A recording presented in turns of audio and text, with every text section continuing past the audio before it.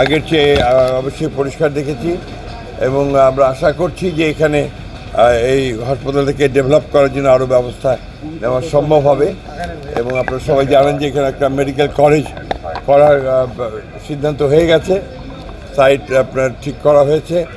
যখন medical college চালু আমাদের হাসপাতাল আরও উন্নত হবে। আমরা চেষ্টা করবো এদেরকে 500 বেডে উন্নীত করবার এবং আমাদের এই এলাকার মানুষ যেন স্বাস্থ্যসেবা পায় সেই বিষয়ে আমরা সবসময় সজাগ থাকব।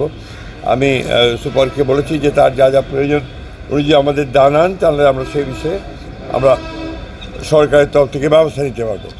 ডিসি সাহেব জানিয়েছেন তিনি একটা লিফটের ব্যবস্থা করে দেবেন এখানে, আমরা তাকে ধন্যবাদ জানাচ্ছি।